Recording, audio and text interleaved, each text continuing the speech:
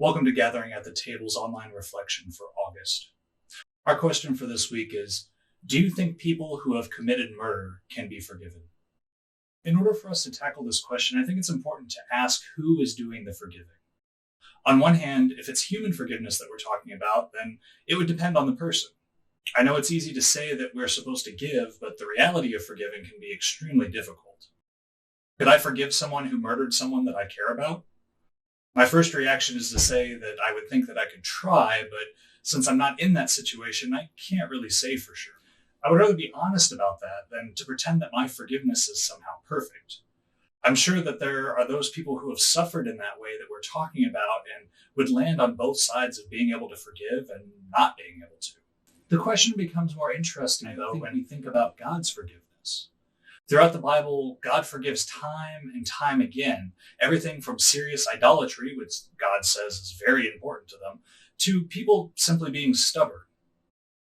One of my favorite examples of God forgiving is in John chapter 8, verses 2 through 11. Early in the morning, Jesus came again to the temple, and all the people came to him, and he sat down and began to teach them. The scribes and the Pharisees brought a woman who had been caught in adultery, and, making her stand before all of them, they said to him, "Teacher, this woman was caught in the very act of committing adultery. Now, in the law, Moses commanded us to stone such a woman. Now, what do you say?" They said this to test him, so that they might have some charge to bring against him. Jesus bent down and wrote with his finger on the ground. When they kept on questioning him, he straightened up and said to them, "Let anyone among you who is without sin be the first to throw a stone at her." And once again he bent down and wrote on the ground. When they had heard it, they went away, one by one, beginning with the elders. And Jesus was left alone with the woman standing before him. Jesus straightened up and said to her, "Woman, where are they? Has no one condemned you?" She said, "No one, sir." And Jesus said, "Neither do I condemn you. Go on your way, and from now on do not sin again." So a woman is caught in the act of adultery. Adultery is having sex with someone while being married to someone else. So she is married, but is caught having sex with somebody else that is not her spouse. The penalty for this under the law is death by stoning. So technically, both her and the person she was with should be stoned, but the other person is missing, so she is standing in front of everyone by herself. The law is clear. The situation is clear. She was caught in the act. There is no doubt whether or not it happened. And in verse 6, it says the scribes and the Pharisees asked Jesus what to do because they are testing him.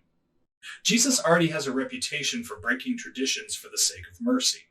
He eats and teaches among those whose society rejects and flat out says are sinners. Yet Jesus has already established that he's compassionate and loves them anyway. So by asking Jesus what they should do with this woman, who the law says to execute, they're trying to trap him. If he answers that she should die, then he is rhetorically admitting that him associating and showing mercy to everyone else is wrong. If he says to forgive her and let her go, which is more consistent with his actions and teachings, then he is teaching something that is contrary to the way that they understand the law. In short, they're trying to get him in a lot of trouble either way. But Jesus does both, and he does neither. He doesn't reply at all initially. But then in verse 6, Jesus bends down and writes on the ground with his finger. His lack of reply actually makes space for people to think about what their answer to the question would be. And it gives space for the woman to think about it too. The law says one thing, mercy says the other. So which is correct? They keep questioning Jesus, and eventually he replies, "Let anyone among you who is without sin be the first to throw a stone at her." And then people walk away. Eventually, it's just Jesus and the woman. And Jesus says, "Woman, where are they? Has no one condemned you?" And she says, "No one, sir." Jesus says, "Neither do I condemn you. Go on your way, and from now on, do not sin again." The reason is the story is so powerful to me because we get to ask Jesus the same question and get an answer. The answer isn't like the scribes thought it would be. The law is right. We shouldn't sin. The law is there to help us to live better with one another, with ourselves, and with God.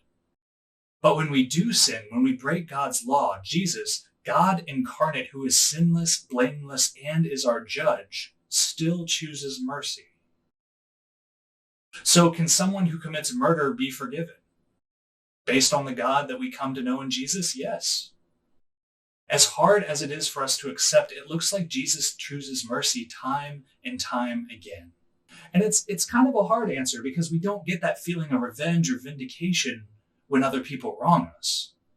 But I think this is the answer that all of us need. Because when we start drawing lines into what God forgives and what is unforgivable, then eventually we find ourselves at the line that we or someone else has drawn. And at that point, when we stand alone waiting to condemn, Jesus tells us that he does not condemn us. We are forgiven.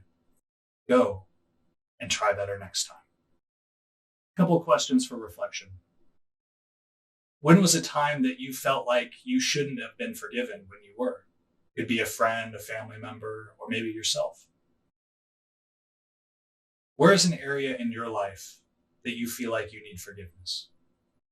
Maybe it's somebody else who has wronged you. You're working on forgiving them. It's yourself.